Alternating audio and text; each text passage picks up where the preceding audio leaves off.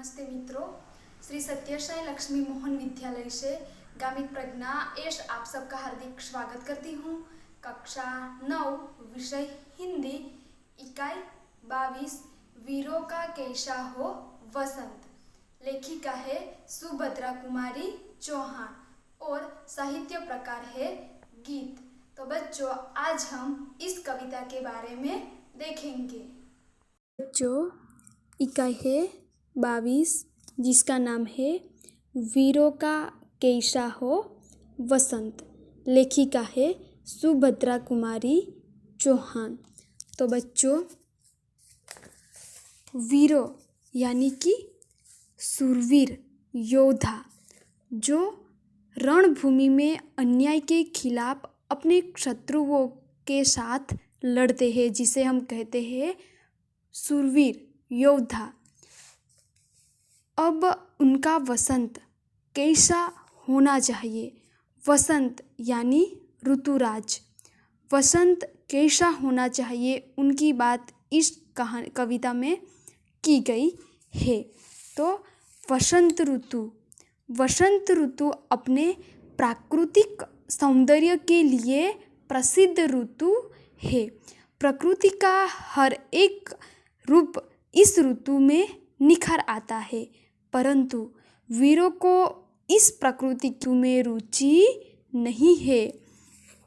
उन्हें तो शत्रुओं से अन्याय के सामने लड़ने में और उन्हें परास्त करने में ही रुचि होती है और अनीति और अन्याय के सिवा उन्हें कुछ भी नहीं चाहिए। किसे? शूरवीरों को, वीरों को। और वो हमेशा के लिए अन्याय के सामने ही लड़ते रहते हैं। उन्हें बाग बगीचे पसंद नहीं है, बल्कि देश और स्थान पसंद होते हैं जहाँ पर शौर्य और पराक्रम के फूल खिलते रहते हैं। तो बच्चों, प्रस्तुत कविता में कवित्री सुभद्रा कुमारी चौहान ने यही भाव बताया है कि वीरों का वसंत कैसा होना चाहिए। बच्चों, अब हम लेखिका सुभद्रा कुमारी चौहान के परिचय को देखेंगे। जन्म सन 1904 और उनका निधन है सन 1948। सुभद्रा कुमारी चौहान का जन्म प्रयाग में ठाकुर रामनाथ के घर हुआ था। कास्टवेट गर्ल्स कॉलेज में आपने शिक्षा प्राप्त की। आपका विवाह खंडवा निवासी लाल लक्ष्मण सिंह चौहान के साथ संपन्न हुआ। सुभद्रा कुमारी चौहान ने कांग्रेस के असहयोग आंदोलन में भाग लेने के लिए अपना अध्ययन छोड़ दिया और पति को भी देश सेवा में भाग लेने के लिए प्रेरित किया। सन 1947 की 15 फरवरी को जबलपुर के समीप एक मोटर दुर्घटना में उनका देहांत हो गया। सुभद्रा कुमारी चौहान न केवल स्वतंत्रता सेनानी रही, वरन उन्होंने साहित्य सृजन भी विपुल मात्रा में की। मुकुल व त्रिधारा इनके काव्य संग्रह है। बिखरे मोती, उन्मादिनी, सीधे साधे चित्र कहानी संग्रह है। बिखरे मोती नामक पुस्तक पर उन्हें सक्सेरिया पुरस्कार प्रदान किया गया था। सुभद्रा कुमारी चौहान की भाषा शैली सरल और सुबोध है। तो बच्चों, प्रस्तुत कविता वीरों की शूरवीरता को प्रोत्साहित करती हुई उत्तम काव्य रचना है। पूर्व पश्चिम उत्तर दक्षिण चारों दिशाएं पुकार रही है। पर्वत, हल्दी घाटी, सिंहगढ़ भी तैनात हो गई है। तो वीरों का कैसा है वसंत कहकर कवित्री ने शूरवीरों का उत्साह बढ़ाया है। बच्चों, इस कविता में हमारे देश के वीरों की जो शूरवीरता है उसे प्रोत्साहित किया गया है।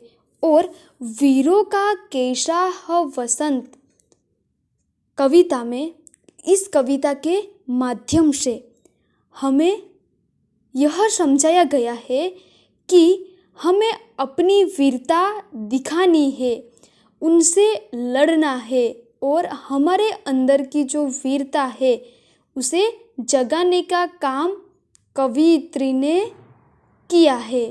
तो बच्चों, अब हम पहली पंक्ति को समझते हैं कि वीरों का कैसा हो वसंत, आ रही हिमाचल से पुकार, हे उद्दी गरजता बार बार, प्राचीन पश्चिम भू नभ अपार, सब पूछ रहे हैं दिग दिगंत, वीरों का कैसा हो वसंत। बच्चों, यहाँ पर शब्दार्थ है। हिमाचल का मतलब है हिमालय पर्वत, उद्दी का मतलब है सागर, भू का मतलब है भूमि पृथ्वी, नभ का मतलब है आकाश, दिग दिगंत का मतलब है दिशा और उसका शोर। तो बच्चों, यहाँ पर कवियत्री ने प्रश्न पूछा है कि चारों ओर से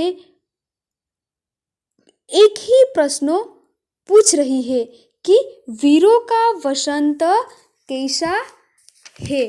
तो हिमालय पुकार कर पूछ रहा है और सागर भी गरज गरज कर बार बार यह पूछ रहा है कि वीरों का वसंत कैसा है, होना चाहिए। और पूर्व पश्चिम पृथ्वी और आकाश सब यही पूछ रहे हैं कि वीरों का वसंत कैसा होना चाहिए। तो बच्चों, यहाँ पर एक ही प्रश्न पूछा जाता है चारों ओर से कि वीरों का वसंत कैसा होना चाहिए, जिसमें हिमालय पर्वत, सागर, पूर्व और पश्चिम दिशाएं, पृथ्वी और आकाश तथा स्थितिज भी यही प्रश्न पूछ रही है कि वीरों का वसंत कैसा हो। विद्यार्थी मित्रों, आ पंक्तिनी अंदर कवित्री प्रश्नो पूछ्यो छे के चारे बाजुथी एक ज प्रश्नो पूछी રહ્યા છે કે વીરોનું વસંત કેવું હોવી જોઈએ। તો હિમાલય પણ પોકાર કરીને પૂછી રહી છે, સાગર પણ ગરજીને વારંવાર પૂછી રહ્યો છે, પૂર્વ અને પશ્ચિમ દિશા પણ પૂછી રહી છે, પૃથ્વી અને આકાશ બધા જ પૂછી રહ્યા છે કે વીરોની વસંત ઋતુ કેવી હોવી જોઈએ। बच्चों, दूसरी पंक्ति है, फूलों सरसों ने दिया रंग, मधु लेकर आ पहुँचा अनंग, वधु वसुधा पुलकित अंग अंग, हे वीर वेश में किंतु कंत, वीरों का कैसा हो वसंत। बच्चों, यहाँ पर मधु का मतलब है शराब, मदिरा, वधु का मतलब है विवाह के लिए तैयार कन्या, वसुधा का मतलब है पृथ्वी। तो बच्चों, यहाँ पर हम चित्र में देख सकते हैं कि एक सरसों के फूलों का खेत हमें दिखाई देता है, जिसमें हमें पीले फूल दिखाई देते हैं। तो बच्चों, सरसों में फूल आ गए हैं, वसंत ऋतु में सरसों में फूल आ गए हैं और उनसे वातावरण को पीला रंग मिल गया है और कामदेव अपनी मदिरा लेकर आ पहुँचा है। पृथ्वी भी नववधु यानी कि विवाह के लिए तैयार कन्या। तो पृथ्वी भी विवाह के लिए तैयार कन्या की जैसी सजकर प्रसन्न हो रही है, परंतु नायक वीर पुरुष को इसमें दिलचस्पी नहीं है। वीर पुरुषों को उसमें दिलचस्पी नहीं है। वीर पुरुषों कैसा है? वो तो अन्याय और अधर्मों का नाश करने के लिए हंसते हंसते अपना बलिदान देते हैं। तो नायक और वीर पुरुषों को उसमें दिलचस्पी नहीं है। वह वीर वेश धारण कर यह बताना चाहता है कि वसंत कैसा होना चाहिए। तो विद्यार्थी मित्रों, સરસવ પર ફૂલ આવી ગયા છે અને તેનાથી વાતાવરણ પણ કેવું થઈ ગયું છે? પીળું થઈ ગયું છે અને કામદેવ પણ પોતાની મદિરા લઈને આવી પહોંચ્યો છે. પૃથ્વી પણ તૈયાર થયેલી કન્યાની જેમ સજીને પ્રસન્ન થઈ રહી છે, પરંતુ નાયક યાની કે વીર પુરુષ સુરવીર ને એમાં બિલકુલ રુચિ નથી. તે વીર વેશ ધારણ કરીને એ બતાવવા ઈચ્છે છે કે વીરોની વસંત ઋતુ કેવી હોવી જોઈએ. जो तीसरी पंक्ति है, भर रही कोकिला इधर तान, मारू बाजे पर उधर गान, हे रंग और रण का विधान, मिलने आए है आदि अंत, वीरों का कैसा हो वसंत. बच्चों, यहाँ पर शब्दार्थ है. कोकिला का मतलब है कोयल, रण का मतलब है युद्ध, विधान का मतलब है तरीका, पद्धति. तो इधर कोयल ताने भर भर कर कूक रही है और उधर युद्ध के बाजे बज रहे हैं. एक और वसंत का रंग है और दूसरी ओर युद्ध की तैयारी है. ऐसा लगता है जैसे आदि और अंत के रूप में जीवन के दो पहलू मिलने आए हैं और पूछ रहे हैं कि वीरों का वसंत कैसा होना चाहिए. तो विद्यार्थी मित्रों, एक बाजू कोयल શાંતિ કુહુ કુહુ કરીને બોલી રહી છે અને બીજી બાજુ યુદ્ધના વાજા વાગી રહ્યા છે. એક બાજુ વસંત ઋતુનો રંગ છે અને બીજી બાજુ યુદ્ધની તૈયારી થઈ રહી છે. એવું લાગે છે કે આદિ અને અંતના સ્વરૂપમાં જીવનના બે છેડા મળવા આવ્યા છે અને પૂછી રહ્યા છે કે વીરોની વસંત ઋતુ કેવી હોવી જોઈએ. पंक्ति नंबर है 4. कह दे अतीत अब मोह ने त्याग, लंके तुझ में क्यों लगी आग, ए कुरुक्षेत्र अब जाग जाग, बतला अपने अनुभव अनंत, वीरों का कैसा हो वसंत. बच्चों, यहाँ पर शब्दार्थ है. अतीत का मतलब है कि बीता हुआ समय, मौन का मतलब है चुप्पी और कुरुक्षेत्र का मतलब है कि दिल्ली के पास का एक मैदान जहाँ महाभारत का युद्ध हुआ था.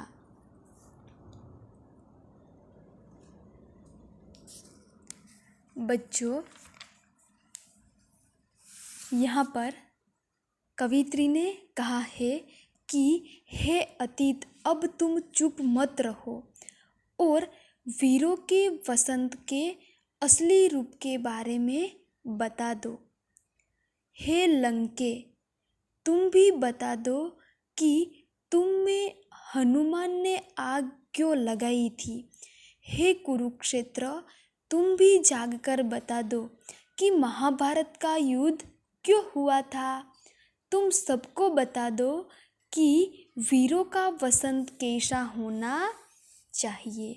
તો વિદ્યાર્થી મિત્રો, આ પંક્તિમાં આપણને કહેવામાં આવ્યું છે કે હે ભૂતકાળ, હવે તું ચૂપ રહીશ નહીં અને વીરોને વસંત ઋતુનું અસલી સ્વરૂપ બતાવી દે. હે લંકા, તું પણ બતાવી દે કે તારામાં હનુમાને આગ શા માટે લગાડી હતી. હે કુરુક્ષેત્ર, તું પણ જાગીને બતાવી દે કે મહાભારતનું યુદ્ધ શા માટે થયું હતું. તું વીરોને બતાવી દે કે વસંત ઋતુ કેવી હોવી જોઈએ. तो बच्चों यहाँ पर प्रथम पंक्ति है कि कह दे अतीत अब मौन त्याग. कह दे अतीत अब मौन त्याग. इस पंक्ति कवियत्री ने क्यों ली गई है? क्योंकि हमारे देश के इतिहास में वीरता और पराक्रम दिखाने वाले अनेक शूरवीर हो गए हैं और इनसे हम अपनी स्वाधीनता और गौरव की रक्षा के लिए बलिदान देने का पाठ सीख सकते हैं. इसलिए कवियत्री ने कहा है कि कह दे अतीत अब मौन त्याग, ऐसा कवियत्री ने कहा है. बच्चों पंक्ति नंबर 5 है, हल्दी घाटी के शिलाखंड ए दुर्ग सिंहगढ़ के प्रचंड, राणा ताना का कर घमंड, दो जगह आज स्मृतियाँ ज्वलंत, वीरों का कैसा हो वसंत. बच्चों हल्दी घाटी वह रणभूमि है जहाँ राणा प्रताप और अकबर की सेनाएं लड़ी थी, जिसे हम कहते हैं हल्दी घाटी. राणा यानी कि मेवाड़ के राणा प्रताप. तो महाराणा प्रताप जिन्होंने हल्दी घाटी के मैदान में सम्राट अकबर से युद्ध किया था. और तानाजी, तो तानाजी छत्रपति शिवाजी की सेना के एक वीर योद्धा और स्वामी भक्त पुरुष थे. उन्होंने सिंहगढ़ किला जीता था पर स्वयं युद्ध में मारे गए थे. तो बच्चों इस पंक्ति में कहा गया है कि हल्दी घाटी के शिलाखंड, पत्थरों और सिंहगढ़ के मजबूत किले तुम महाराणा प्रताप और तानाजी के स्वाभिमान को याद कर अपने समय की यादें फिर से ताज़ा कर दो और बता दो कि वीरों का वसंत कैसा होना चाहिए. तो શું કહેવામાં આવ્યું છે કે હલ્દી ઘાટીના પથ્થરો અને સિંહગઢના મજબૂત કિલ્લા તમે પણ મહારાણા પ્રતાપ અને તાનાજીના સ્વાભિમાનને યાદ કરીને પોતાના સમયની સ્મૃતિઓને ફરીથી તાજી કરી લો અને બતાવી દો કે વીરોની વસંત ઋતુ કેવી હોવી જોઈએ. जो पंक्ति 6 है, भूषण अथवा कवि चंद नहीं, बिजली भर दे वह छंद नहीं, हे कलम बंदी स्वच्छंद नहीं, फिर हमें बतावे कौन हंत, वीरों का कैसा हो वसंत. बच्चों भूषण ये वीर रस के कवि थे और छत्रपति शिवाजी के दरबार में इनका प्रतिष्ठित स्थान था. चंद, तो चंद बरदाई वो एक भी कवि थे और ये पृथ्वीराज चौहान के मित्र और वीर रस के कवि थे. उन्होंने पृथ्वीराज चौहान की वीरता का वर्णन करते हुए पृथ्वीराज रासों की रचना की है.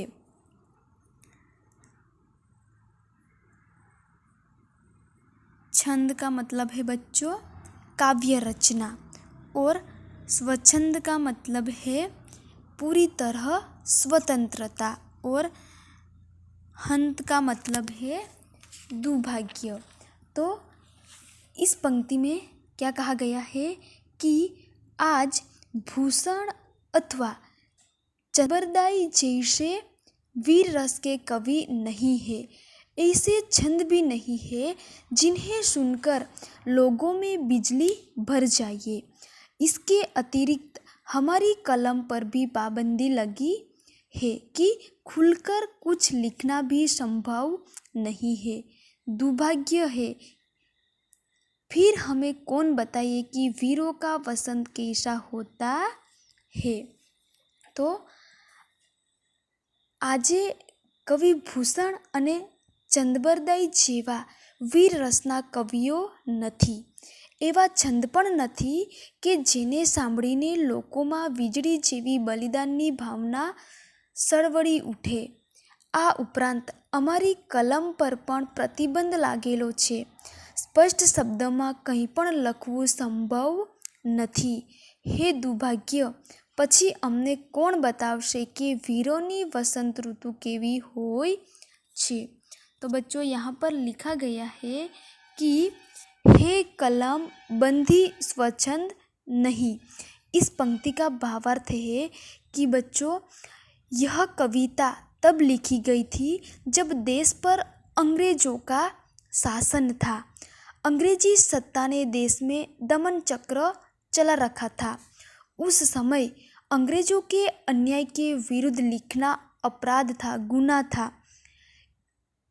ऐसा लिखने वालों को कड़ी सजा दी जाती थी और उनकी रचनाएं जब्त कर ली जाती थी. उसी संदर्भ में कवित्री लिखती है कि मेरे लिखने पर पाबंदी है, मैं चाहूँ तो भी कुछ खुलकर लिख नहीं सकती थी.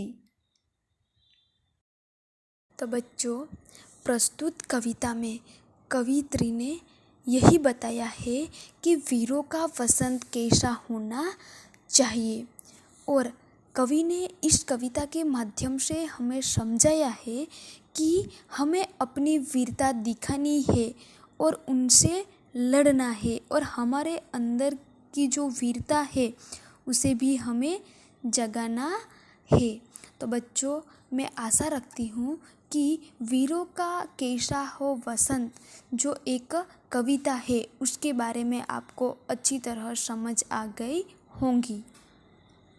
बच्चों यहाँ पर मैंने होमवर्क के लिए शब्दार्थ लिखे हैं, तो ये शब्दार्थ आपको नोटबुक के अंदर लिखना है. उसके बाद बच्चों होमवर्क के लिए आपको स्वाध्याय जिसमें प्रश्न नंबर 1 एक वाक्य में उत्तर दीजिए. प्रश्न नंबर 2 निम्नलिखित प्रश्नों के 2-3 वाक्य में उत्तर लिखिए और नंबर 3 निम्नलिखित प्रश्नों के उत्तर विस्तार से लिखिए. तो बच्चों स्वाध्याय के प्रश्नों 1, 2 और 3 भी आपको होमवर्क में नोटबुक के अंदर लिखना है.